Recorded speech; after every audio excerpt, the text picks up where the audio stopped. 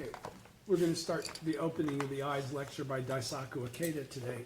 This is the one that's actually the translation of SGI USA. The original translation into English of this lecture was done by SGI Malaysia. The reason that this is like a very special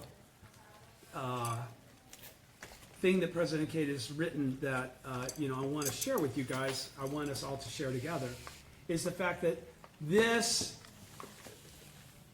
translation back in 2008, which I guess was 8 years ago that I got this.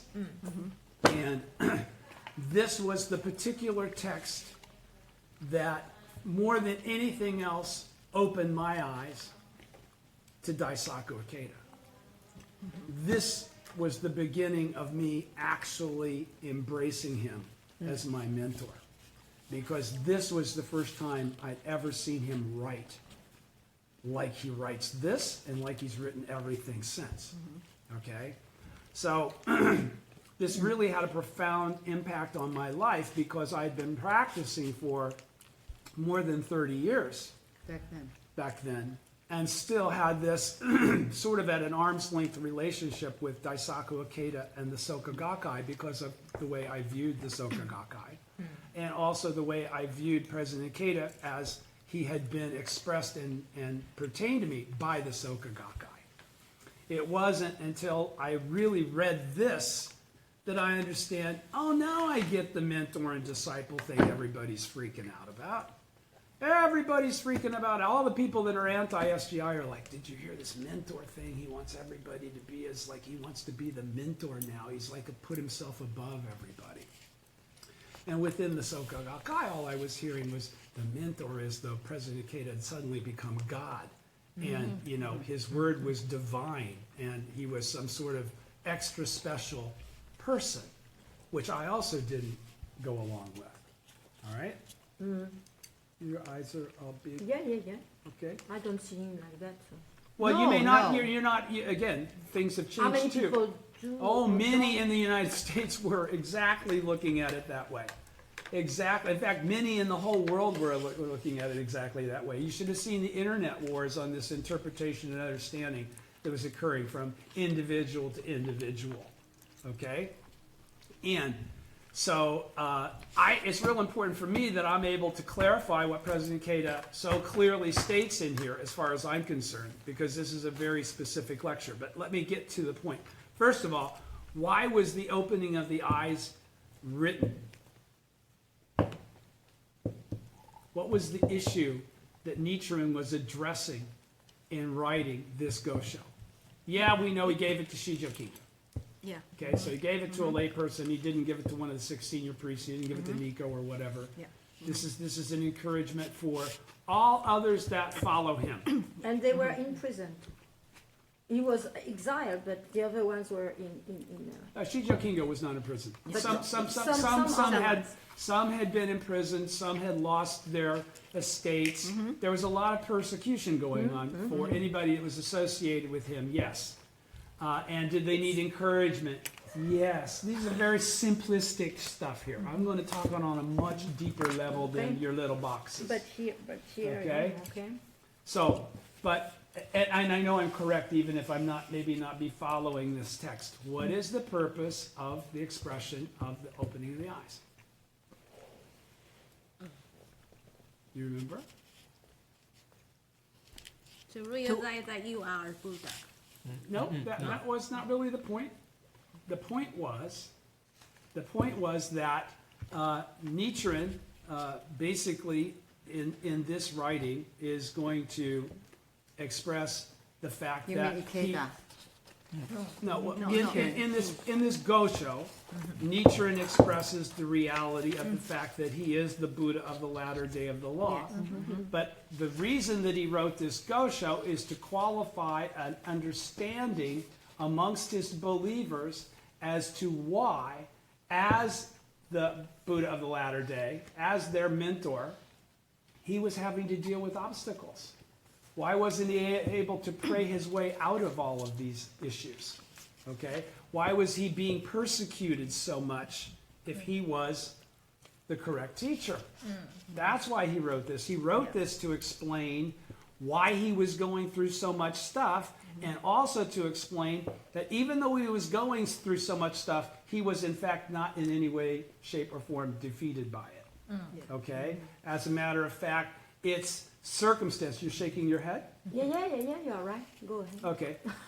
Thank you for qualifying that I'm correct. I'm following my steps. The point was that, this is the writing that expresses that no matter what, we don't give up to the last moment. Because to presuppose anything in advance of that is to predetermine it in a negative fashion rather than to allow the power of the law to come into our life and express it for us. Okay, don't forget, he'd already gone through Tatsunokuchi by the time he wrote this. Okay, Tatsunokuchi is what inspires in his life this sense that I am the pillar, will be the eyes, so forth and so on. Sheep. The great ship. Okay, This is my but power. those are the things that those obstacles and persecutions are what validates that fact, not the absence of them. Understand that, right? So, when we talk about the circumstance of the Daishonen's advent, we're talking about that circumstance. So let me just start reading from the preface on page 1. Okay, so starting on page 1, right? Opening of the eyes, a call to open our eyes to Nichiren, to open our eyes to the people. All right? So what would that say to you from the very beginning? From just that title, what's that say? The issue of what we're opening our eyes to become aware of, is applicable to not just Nichiren, but to everybody. All right? So this isn't just about Nichiren. This is about all Buddhists. This is about Buddhists, okay? Which means all of us, all right? So, he says, President Ikeda in his preface, religion is the pillar of humanity. Philosophy is the backbone of life. The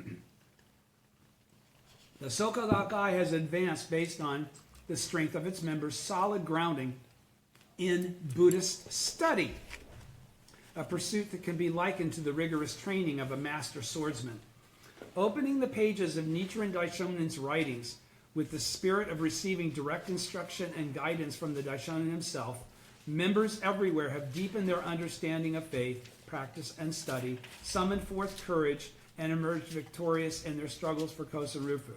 When we advance with Nichiren's writings as our foundation, we will never be deadlocked. So what does he say there? Number 1. Reading and correctly understanding the Gosho is essential to your revealing your innate Buddhahood. All right? All right? Secondly, there is no separation between you and Nichiren. You can consider Nichiren your teacher directly, your mentor directly. The Gosho, as President Ikeda just said, is there for you personally to derive encouragement and wisdom from. All right? So it doesn't have to be interpreted from somewhere else. He doesn't say in here, as your senior leaders teach it to you.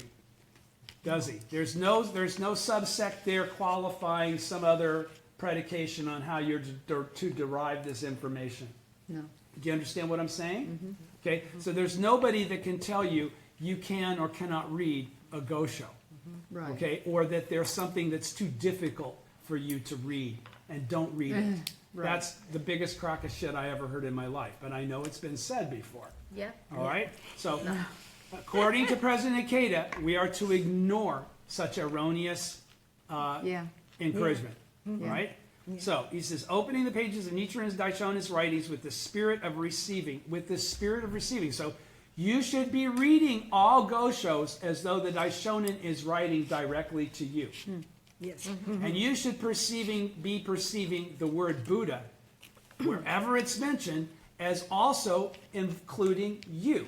From the perspective of whatever element or aspect of Buddhahood, Buddha, whatever, that's not something outside of you, that is you. That's the mentor teaching you, the disciple, that you are the mentor. Right. Okay? All right, so, third paragraph. The lecture I received in my youth from my mentor, second Soka Gakkai President Josei Toda, continued to resonate vibrantly in my heart even now. His lecture covered such topics as life, happiness, government, culture, peace, human integrity, the principles of organization, and the mentor-disciple relationship. Now, President Toda lectured to other lay believers whom he had helped influence to chant Nam Myoho Renge Kyo about such topics as life, happiness, government, culture, peace, human integrity, the principles of organization, and the mentor-disciple relationship. I guarantee you those are not the same kinds of subjects that would have been being presented for dissection or sharing in Sunday okos at the temple. Okay? This was life-to-life lay people dealing with the realities of being a common mortal of the nine worlds in the Sahe world and learning how to utilize this practice of chanting Nam Myoho Renge Kyo for the sake of building a society that could spread and propagate itself in. That's the difference between the Soka Gakkai and everything else that preceded it. Do you understand? Yeah. Okay, this circumstance of it being involved in secular life among secular individuals, okay, reinforcing within one another correct understandings. This didn't really come from the priesthood. This whole emphasis of understanding didn't come from the priesthood. Did the priesthood encourage everybody to study? No. Zip, nada, nothing. That was absolutely almost not ostensibly forbidden, but might as well have been. There wasn't a single effort made for gosho or teachings or writings to be made available to common people. Did you know that? That's initiated by President Toda after he got out of the war, after World War II, got out of prison. He compiled and put that all together with the help of Hori, somebody. I can't remember which high priest it was, but it was a retired high priest at that point in time after World War II. Helped compile the Gosho Zenshu. The Soka Gakkai as an organization with all those youthful volunteers are the ones that actually created everything that we now read and have access to. Okay, that was not delivered by any kind of a priesthood. That was not delivered by any other kind of a lay organization. The Soka Gakkai created this, and it still is created as the source that most lay people use, even if they're not Soka Gakkai members. This is the funniest thing about the internet wars. When you go talk to other people that believe in that hate the Soka Gakkai, when they quote the Gosho, they always quote the Soka Gakkai's rendition of the Gosho. Why? Their sect doesn't speak English. Their priests don't speak English. They don't have any coin. They don't have any money for internationally qualified translators. So they're very hard pressed to find, literary sources for this teaching outside of the Soka Gakkai. Okay? So that's again the significance of President Ikeda, President Toda, President Makaguchi, why they're in the prayers at this point in time. This has been an emancipation of the teaching of the Buddhism of Soe. In reality, this has been the initiation of Kosen-Rufu. That's the whole predication of Daisaku Ikeda's thinking, and I have to assume Toda's preceded that, was that we're doing the real deal. Everybody else has thought that they were doing it right. They really weren't. It says this is what it means. And then applying those understandings, seeing this exponential increase of people coming from nowhere, coming from out of the air to start chanting Nam Myoho Renge Kyo, where for hundreds of years this process was available and nobody executed it. Okay? All right, so again, President Toda's lectures were on a wide-ranging number of discourse. His free and far-reaching discourse has truly revived Nichiren Buddhism in the present age, and more specifically in people's actual lives and in society. Above all, based on Nichiren's writings, President Toda called on people to stand up as bodhisattvas of the earth and work for the genuine welfare and prosperity of their country. Now, what was unique about President Toda and as it relates to his personal attainment of Buddhahood? Does anybody know? Where did it occur? Under what circumstances did it occur? In prison? It happened in prison. Yes.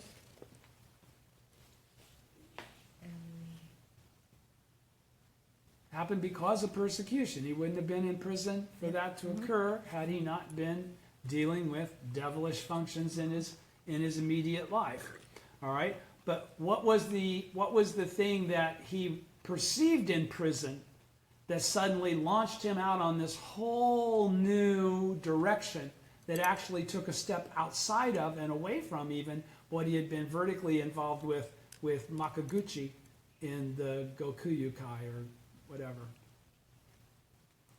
the value educational system, whatever organization. His realization in prison was that he was a bodhisattva of the earth. Yes. Now, being a bodhisattva of the earth was nothing that the temples had ever taught either. Okay?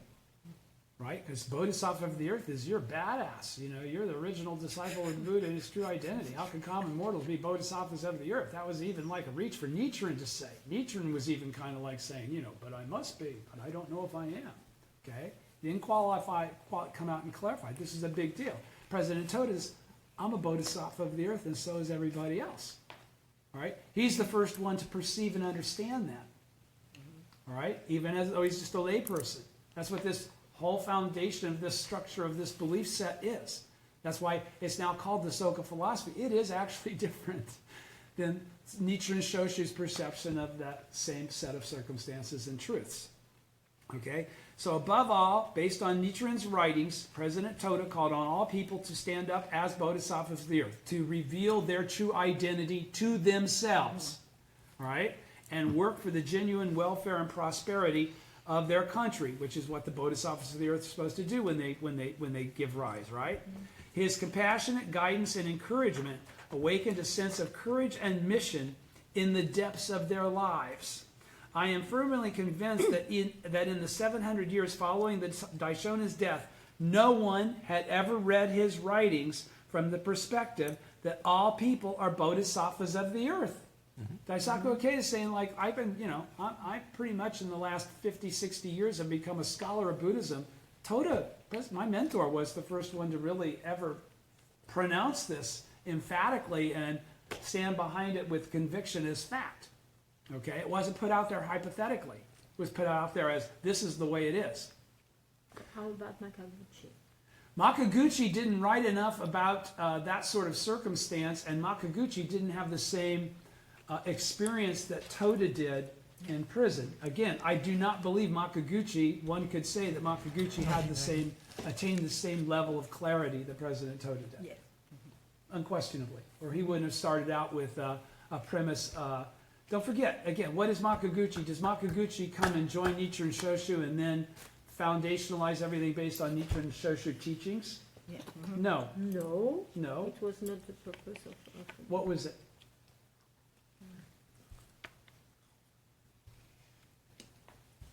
He had his own thing. He had his own specific, original perception and system of life. Okay?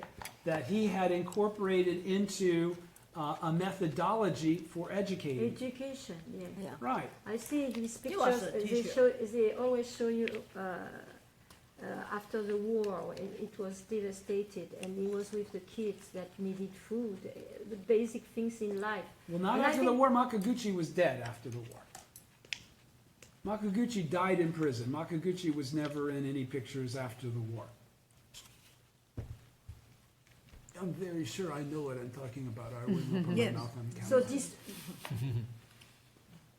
Just to let you know. Okay? So, your so point? what was his position in all this filiation? He had no position. He No. started So the what lay is organization. The name? Is the starter of an lay organization without any what? I'm not sure if you have to give me a complete sentence question before I can give you a complete sentence answer. So who is this man? Who is this man? Who is this man? He's Okay, the let's first go. president. He's the first president of the lay organization that evolved into the Soka Gakkai. But it didn't start out as the Soka Gakkai, and it wasn't called the Soka Gakkai. And it had a specific purpose, which was to pull educators Yeah. together that So would my then feeling about introduce this them. man is the right feeling I had about this man is it's all about education. Yeah, but that is the that's You know, the case. So yeah, I know. But why is it in this? He has nothing to do with what is going to. Bullshit. No, he has everything to do with it.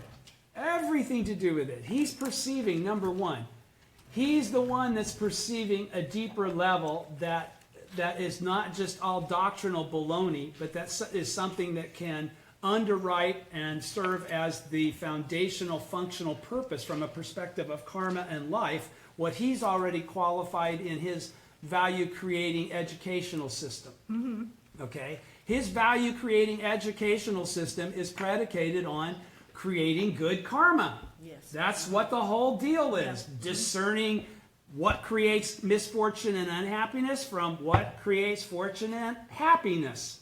And that it's based on action. If you know anything about that philosophy, and I don't know it specifically, this is secondhand, but part of that was a circumstance where they would only teach A, B, C, D, ABCs, the 3 R's or whatever, for half of a curricular day, and the other half was open to the student deciding to take up things of interest that would inspire them. It was completely a unique manner in which to try and educate people back at that point in time. It's sort of like the common Montessori thing today, where you play half the time, you have tons and tons of toys, and everybody finds their own level of interest, and based on that spark, then they're inspired to do this or do that. But the biggest thing is that Makaguchi, in the process of trying to propagate his own system of thinking, encountered a Nichiren Shoshu believer who shakabuku'd him and challenged him to come have a conversation with my leader, which was the high priest, actually. Okay? Makaguchi sat down with whoever was the high priest and lost the debate. That was the first time he'd ever lost a debate.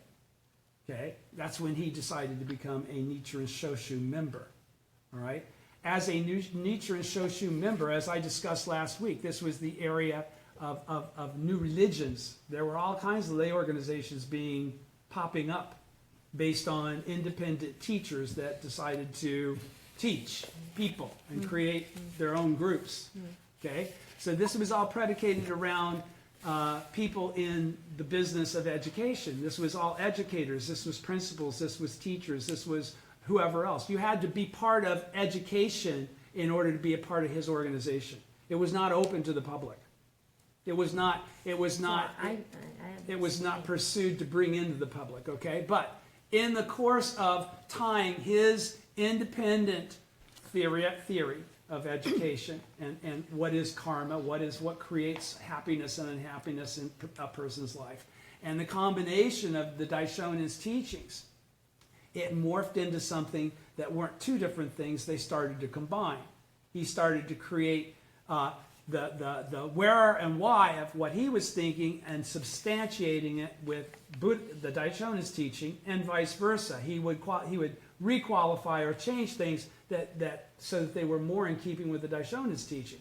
But the biggest thing was that he independently studied the Daishonin's teachings to the point that when World War II broke out and the emperor sent out his people and went to Minobu, and Minobu was already and had been for hundreds of years been in charge of all Nichiren temples in Japan, okay, including Nichiren Shoshu. That was the main government link, was with the Minobu school, Nichiren Shu. All right, they were in charge of all other Nichiren schools, which included Nichiren Shoshu. Okay, which is what our source is from, the Nikko lineage, right?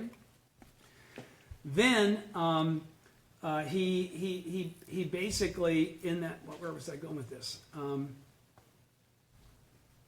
Then the emperor's people went out and made all of the temples take on the Shinto talisman as part of their altar structure, okay? So that when you were praying to, even if you were doing Amida, those temples were forced to also have Shinto talismans in the altars as well. So everybody was chanting for the emperor no matter what denomination they were, okay?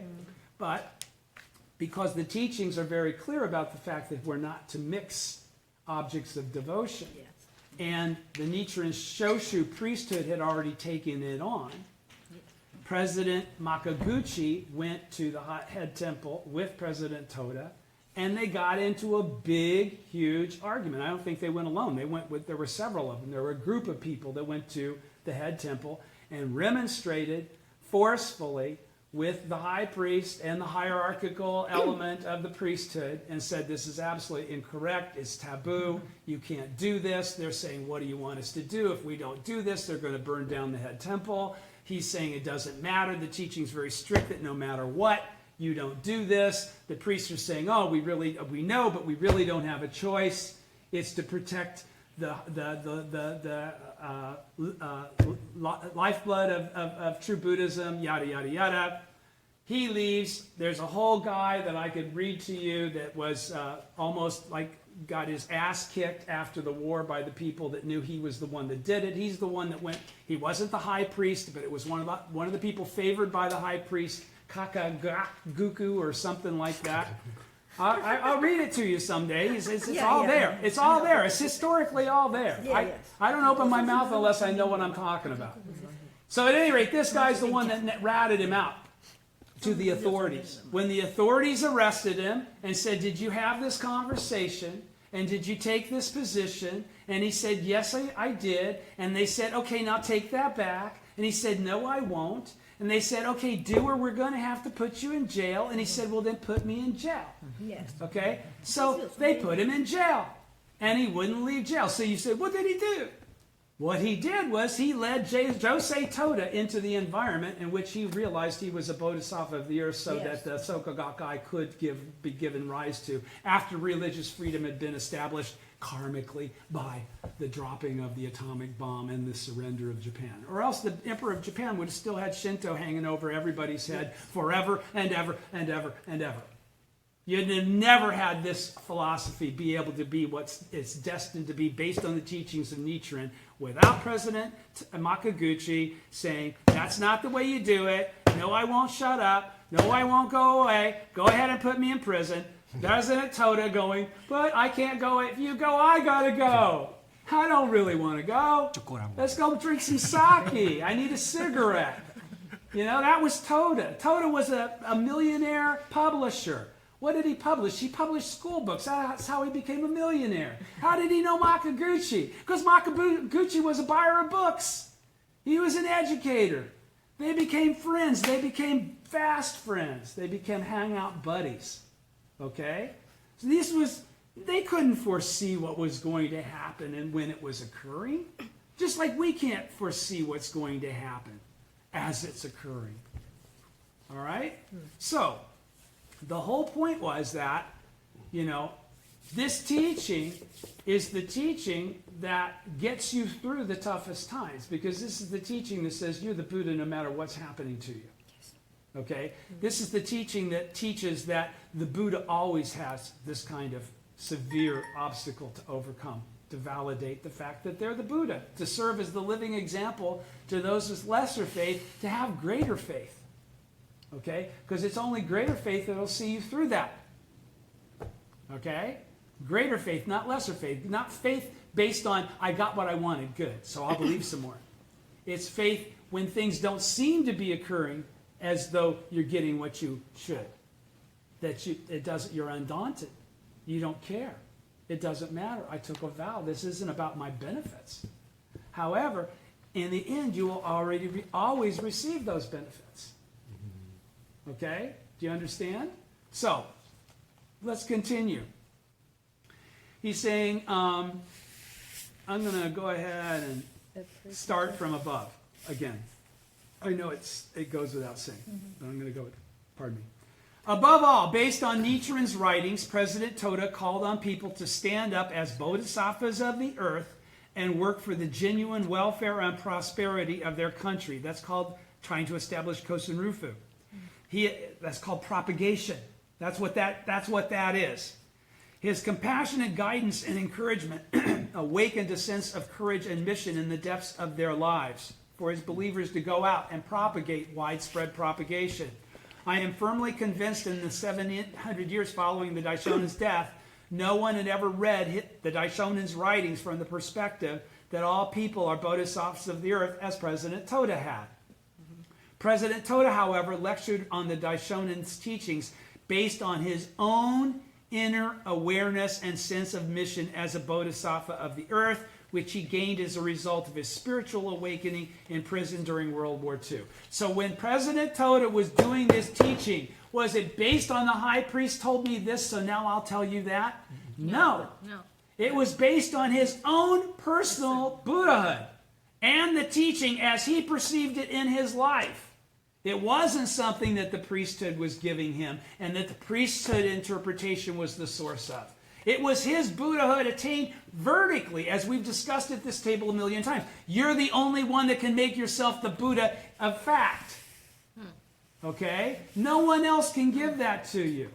You're the gating issue of whether or not you achieve that. That's what this is all about. President Toda realized that. Why does President Ikeda in the last book, why does he constantly go back to quote President Toda when it's an important thing? Rather than just saying, I think. Because when he says, I think, it's going to be exactly that. I think.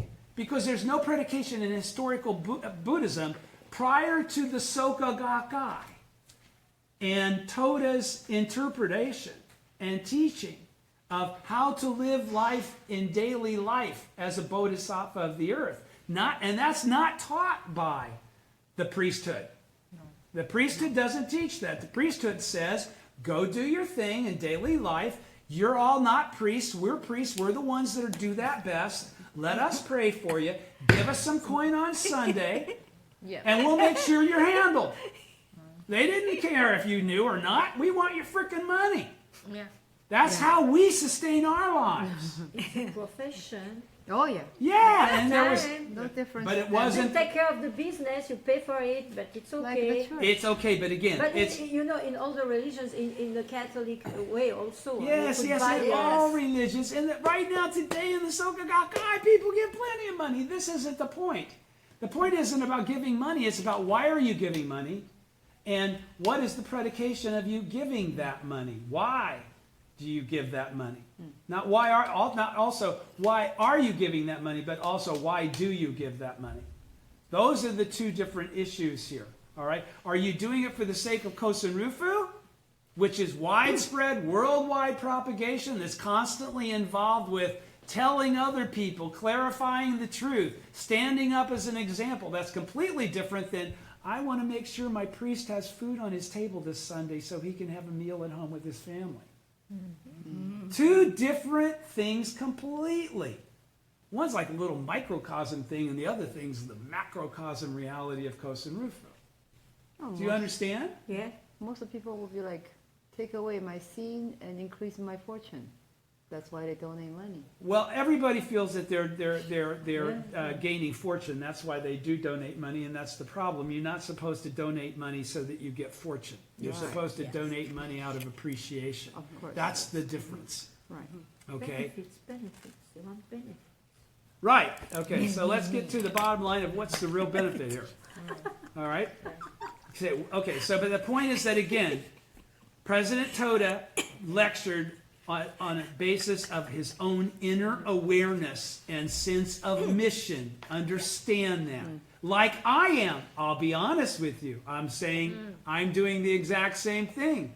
I'm not getting this from somebody else and then just parroting it word for word. I'm actualizing it from the standpoint of my experience, my faith. Okay, so if Toda can do it, I know Ikeda does it because I've already read it. Then why can't I do it? I can do it too. I take on the responsibility for taking that chance, because if I'm misleading people, I'm going to receive effects for that. Okay? But I know how to safeguard myself from that point. All right? So I don't mind doing that. That's why you guys keep coming back year after year after year after year. You must be getting something from this. You must be getting from the manner in which I interpret it and express it to you, I would have to say, have you had anybody else speak of it in the manner that I do?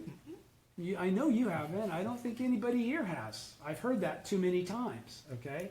So, there's a reason for that. There was a reason that this occurred. There's a reason when that occurs every time. As I've said, Buddhism is a living, growing, non-static thing. Truth. Yes. Reality. Yes. Okay? Because reality isn't static Right. and unchanging. Yeah. Right? Sure. Okay, so it goes without saying that President Toda's lectures also played a pivotal and decisive role in my own life. In fact, my first fateful encounter with my mentor on August 14th, 1947, took place during one of his lectures on the Daishonen's treatise on establishing the correct teaching for the peace of the land, the Rishon Kokoran. After joining the Soka Gakkai, I attended his lectures on the Lotus Sutra, and later I was able to have early morning study sessions with him, during which he discussed the profound philosophy and principles of Nichiren Buddhism. President Toda was truly a master in giving lectures. I was so impressed that I remember thinking there are three kinds of lectures: unskilled, skilled, and artistic. Mr. Toda's belonged to the last category. As President Toda's disciple, I also exerted myself on the front lines by giving lectures and striving to convey the greatness of Nichiren Buddhism to as many people as possible. I went out and I did Kosen Rufu. Like a lion's roar, the truth and justice of Nichiren Daishonin is a powerful force for defeating the devilish nature inherent in human life. The reverberations of his invincible life force, the surmounted successive major persecutions, impart courage, hope, confidence, and joy to those challenging painful obstacles and hardships.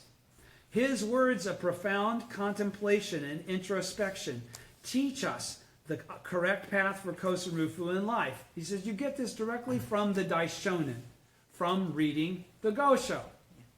Right? For that reason, making his writings our foundation is also the correct path leading to victory both in life and in our struggle for Kosen Rufu. So now what did President Ikeda just say there? Specifically about this study group. That we're doing exactly what we're supposed to do. That this is the predication for overcoming all of the problems that we're faced with. Understanding what they are, understanding the truth about them, understanding what the teaching says so that we can mitigate them for the sake of Kosen Rufu, for the sake of being living examples. That's why we do what we do, and that's why we have this conversation every week. With the SGI, we of the SGI aspire to make the 21st century an age of the victory of the people, the victory of youth and the victory of humanity. Now more than ever before, people around the world are searching for a humanistic religion. Out of the hope that it may serve as a key for ushering in such an age and become a source of inspiration and growth for my fellow SGI members everywhere, I have decided to embark on a new series of lectures on the opening of the eyes, an important writing embodying the great lion's roar of the Daishonin. Toward realizing a century of life and a century of humanity, I would like to discuss the essence of Nichiren Buddhism and the steadfast commitment of the SGI, an organization that has inherited the true spirit of the Daishonin.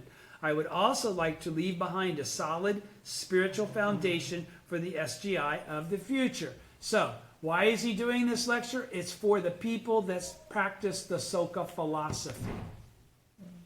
Understand that. Philosophy is what empowers our struggle to be victorious in life. All of you who are earnestly studying and internalizing Nichiren Buddhism, an extremely lofty and profound practical philosophy, are certain to become eternal doctors of philosophy. I pray this series of lectures with the ardent prayer that each of you will illuminate the deepening darkness of modern society with the brilliant light of the Daishonin's writings, the eternally treasured teachings of hope, and develop into courageous people of philosophy who will build a century of humanity.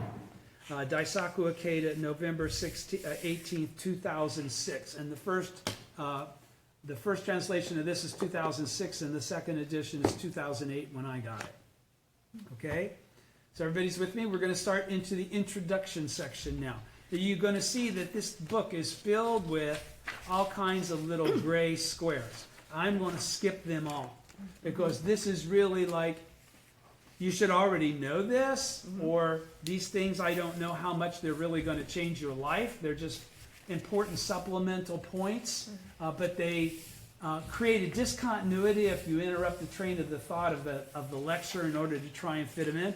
So I'm just going to gloss, I'm going to go right by them.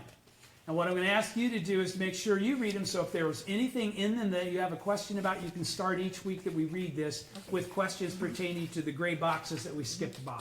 Okay. That you didn't have, there was something in there that you were confused by or had a question about. All right?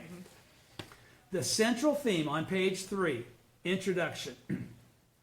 The central theme of Nichiren Daishonen's lengthy two-part treatise, The Opening of the Eyes, can indeed be summed up in the short phrase, opening the eyes.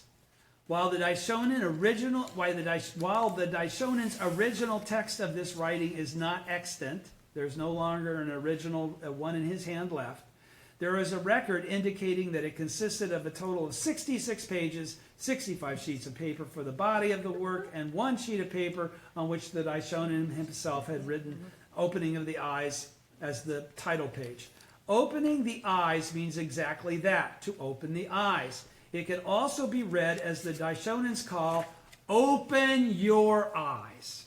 How can we open the closed eyes of people's hearts? Because isn't that exactly what we do when we try and do shakobuku? Yeah. Okay. With what light can we illuminate the darkness of ignorance? Because isn't that the thing we're trying to illuminate and eliminate? It's ignorance. Once you eliminate ignorance, enlightenment is underneath it. Enlightenment is the original state. Ignorance covers it up. Okay? It is Nichiren Daishonin, the Buddha of the latter day of the law, the eternal Buddha, the true Buddha, the original Buddha, who opened a path to answer these questions. The flame of Nichiren's struggle as the votary of the Lotus Sutra, a struggle aimed at leading humanity to enlightenment and actualizing the principle of establishing the correct teaching for the peace of the land, while battling against all manner of devilish functions, only burned even more brightly when he was exiled to snowbound Sado Island. We can discern his unyielding resolve from the following well-known passage of the Opening of the Eyes. This I will state, let the gods forsake me, let all persecutions assail me. Still I will give my life for the sake of the law. Here I will make a great vow. I will be the pillar of Japan. I will be the eyes of Japan. I will be the great ship of Japan. This is my vow, and I will never forsake it. Okay? Let me go back. What did he say there? He said, the flame of Nichiren's struggle is the votary of the Lotus Sutra. As the votary of the Lotus Sutra. Are you votaries of the Lotus Sutra? Yes. Yeah. Yes. Okay? So you have the same struggle and the same mission and the same intent with your life, correct? Yes.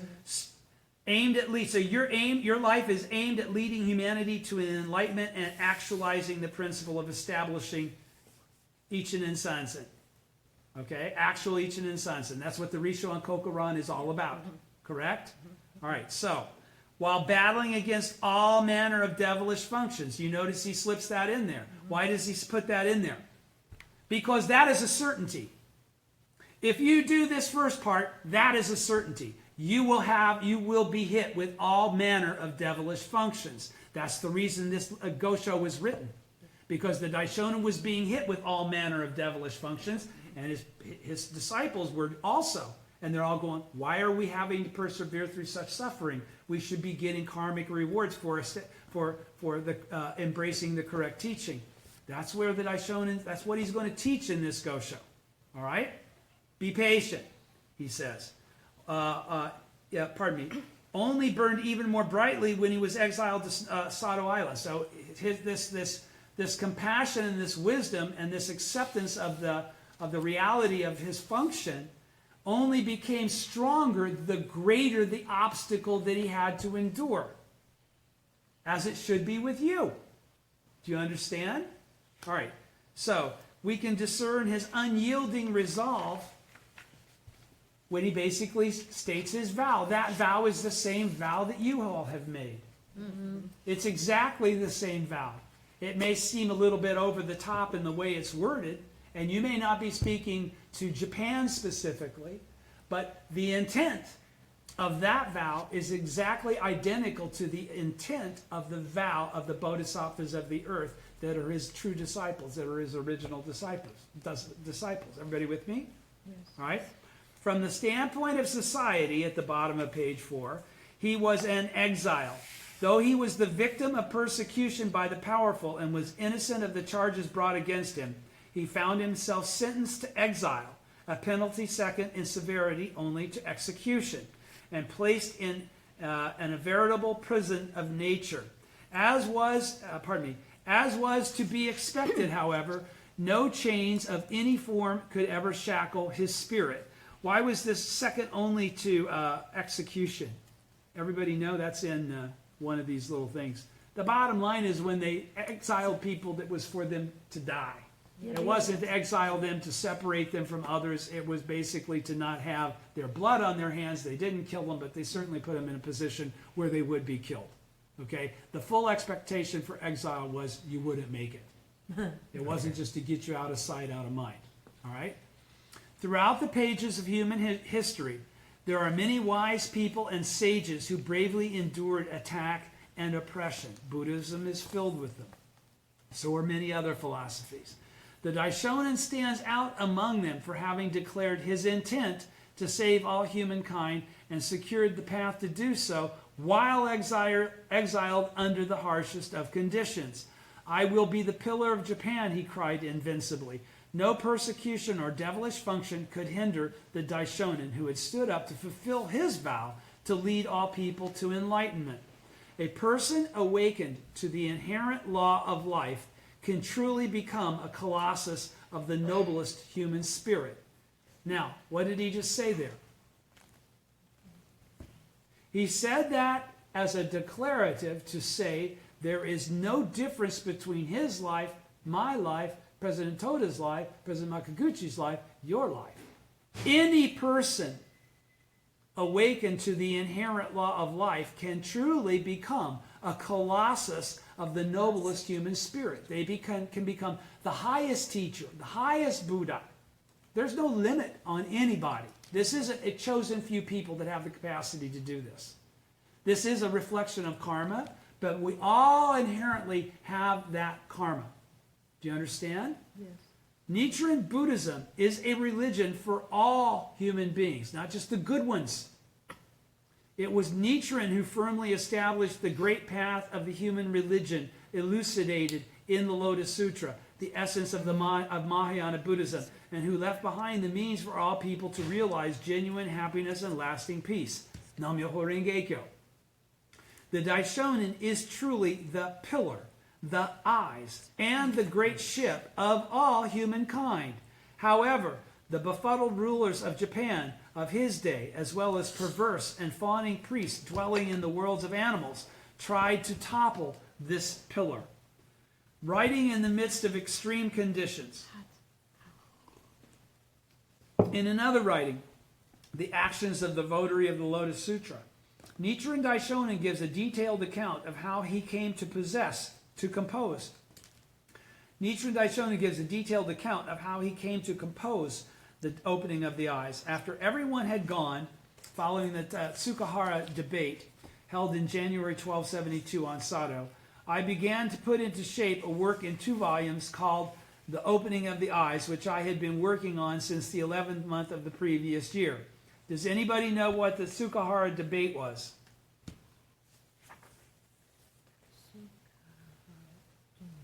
Okay, don't forget, when he got to Sado, why did they send him to Sado Island? They sent him to Sado Island to die. Yes. Why was he probably going to die being sent to Sado Island?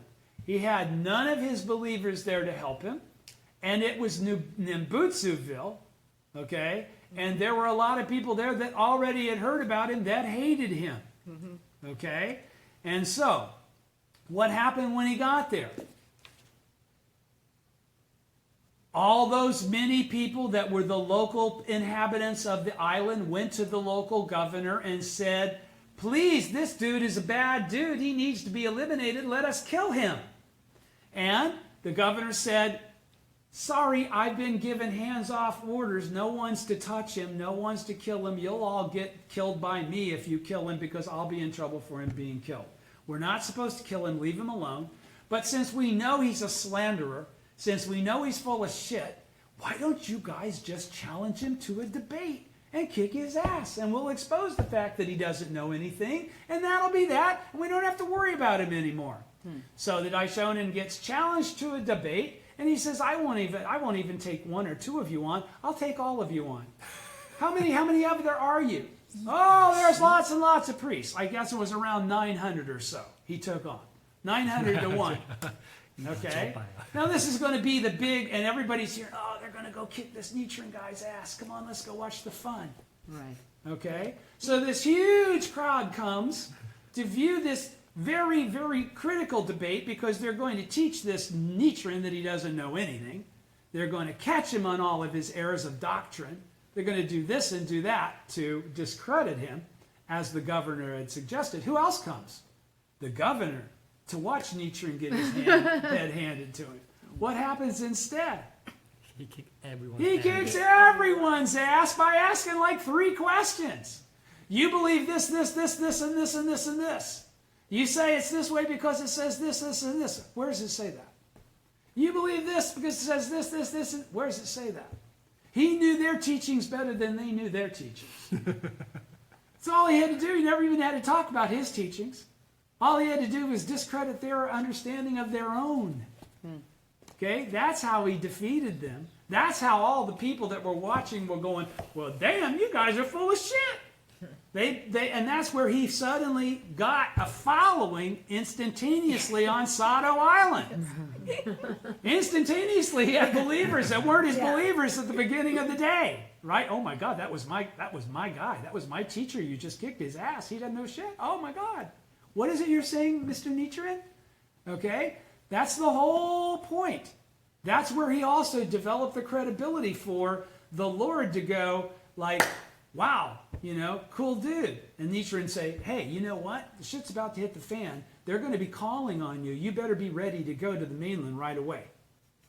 And the guy's going like, but I'm supposed to stay here. He's going like, no, you need to be ready. So that's when the sage was able to perceive the fact that there was going to be a conflict in the shogunate, and there was going to be a civil war, so to speak, all right, and that those that were supportive of the current regime needed to get back to help fight the fight to keep the current regime from losing, which this governor did, and as a result, the current regime didn't lose, and the traitors got their ass kicked, and while there, the governor says, by the way, you want to know why I showed up?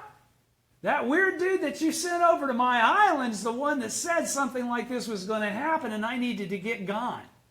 And they said, you know what? We need, and he said, by the way, everybody's so pissed off, they still are wanting to kill him. He's really not safe there. That's what got him back to Japan, to the mainland. Okay, that's when they said, okay, enough of this Sado exile. It's not working. He's still alive. He's going to stay alive. Get him out of here before he turns the whole island. No, that was the fear.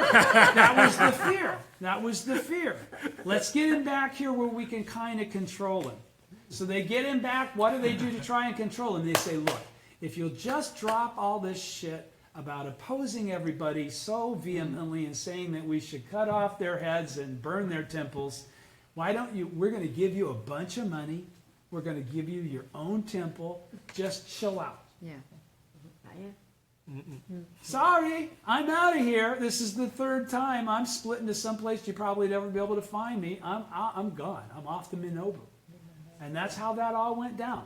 All right, so Tsukahara debate at the top of 5. Held in January 1272 on Sado, I began to put into shape a work in 2 volumes called The Opening of the Eyes, which I had been working on since the 11th month of the previous year. I wanted to record the wonder of Nichiren in case I should be beheaded. So now why does he say that? Because this is the perfect example of what you were talking about in your question. Does he assume every time I'll get whatever I pray for? No. That's not what doubt-free faith is about. That's not what doubt-free faith is about. It's not that I'm going to, because at some point in time you're going to pray to stay alive, and you're not going to be able to stay alive. It's going to be time to die. Okay? So the point is that he's qualifying here that he was prepared to die. That he didn't do this out of some bravado of like, I know, just like Tatsunokuchi, a big bright light's going to appear and save my ass. He's saying, thank goodness the bright light saved my ass at Tatsunokuchi. Now I better get after writing down the stuff that I want to make sure my death won't stop me saying. Okay? That's what happened here. He says, I wanted to record the wonder of Nichiren in case I should be beheaded. The essential message in this work is that the destiny of Japan depends solely upon Nichiren. A house without pillars collapses, and a person without a soul is dead. Nichiren is the soul of the people of this country. Heino Seimin has already toppled the pillar of Japan, and the country grows turbulent, and unfounded rumors and speculation rise up like phantom to cause dissension in the ruling clan. Further, Japan is about to be attacked by a foreign country, as I described in my On Establishing the Correct Teaching. Having written of this effect in the opening of the eyes, I entrusted the manuscript to Shijo Kinyo's messenger. This is from the Gosho on Actions of Votary of Lotus Sutra on 772. In this passage, the Daishonin recalls his sentiments in writing the opening of the eyes, which he completed in February 1272. He begins by saying that he started planning the treatise in November 1271, immediately after arriving on Sado on October 28th. In other words, make sure I get this down before something happens to kill me. Not taking for granted that he's just mystically going to be protected because he's the original Buddha or something like that. That's not the kind of teaching that he's taught us. We don't take those things for granted or think that we have some superior nature. That's not what this is about. Nichiren reached Tsukahara on Sado on November 1st and amid extremely frigid temperatures. The place where he initially stayed was a dilapidated shrine called the Samido, in the middle of a graveyard. He writes that it stood on some land where corpses were abandoned. The Actions of the Lotus Sutra, of the Votary of Lotus Sutra, states it was a tiny structure consisting of a single room with 4 posts. No statues of the Buddha were enshrined there. The boards of the roof did not meet. And the walls were full of holes. It was little more than a deserted shack. In an extreme environment where icy winds blew mercilessly and snow piled high, he placed fur skins on the floor to lie or sit on, and spent his days and nights wrapped in a straw coat. In addition to the freezing northern winter to which he was unaccustomed, he also faced a shortage of food provisions. As a result, during November, he sent back some of the young disciples who had accompanied him. It is impossible to describe these matters in writing. Aspirations of the Buddha land, for the Buddha land, in that Gosho, he says, the Daishonin says, referring to the deplorable conditions that confronted him on Sado, he admits to feeling as though he had passed through the realm of hungry spirits and fallen alive into one of the 8 cold hells. See letter to Horan. He also observes exiles to this island seldom manage to survive. Even if they do, they never return home. So no one is going to be punished for killing an exile. Actions of the Lotus Sutra, again, page 771. In such a perilous environment, Nichiren immersed himself deep in thought and composed an important work for the enlightenment of humankind. Over the course of approximately 3 months, he planned out and wrote this treatise, which, in terms of current Japanese standard, 400 character manuscript pages, comes to more than 100 pages in length. After arriving on Sado, he set to work right away on this task to lead all people to Buddhahood. Discussing the Daishonin's spiritual state while on Sado, President Toda once remarked, Buddhahood is a state of absolute happiness, a state of being that at each moment is like a translucent ocean or a cloudless sky, utterly invincible and fearless. This is how I perceive the Daishonin state of life during his exile on Sado. While the Daishonin says sacrificing your life for the Lotus Sutra is like exchanging rocks for gold or dung for rice, again from the actions of the devotee of the Lotus Sutra, and for what I have done, I have been condemned to exile, but it is a small suffering to undergo in this present life, and not one worth lamenting. In future lives I will enjoy immense happiness, a thought that gives me great joy from the opening of the eyes. I keenly feel, this is President Ikeda again commenting, I keenly feel that this portrays the state of life of the Buddha of the latter day. In fact, while living under conditions of indescribable hardship, Nichiren earnestly pondered the question of how he could enable all people to attain Buddhahood, and he clearly constructed the means for achieving this goal by writing The Opening of the Eyes, the object of devotion and the object of devotion for observing the mind, which he did, both of those occurred while he was on Sado. As I have said, what sets the Daishonin apart in greatness from countless other historic figures who have endured persecution is that he, amid extreme difficulties, laid a solid foundation to thoroughly secure the path for the enlightenment of all humanity. And I want you to again think about the parallel of the experience that Nichiren had on Sado and the experience that President Toda had while he was in prison. They're very similar circumstances of deprivation and of threat to life and of necessary focused perception of what's important, what I'm going to do. Well, what am I going to do if I get out of this? What's going to be important that I've done if I get out of this? Insight? Insight. Thank you. Okay? Everybody's with me? Yes. All right. Time? No way. Is it really? It's already 9? Oh, it's 9:08. Okay, well, we'll stop there. I didn't even get through the introduction. Stop on The Opening of the Eyes was written after Nichiren revealed his true identity on page 7. And continue. Thank you. Thank you.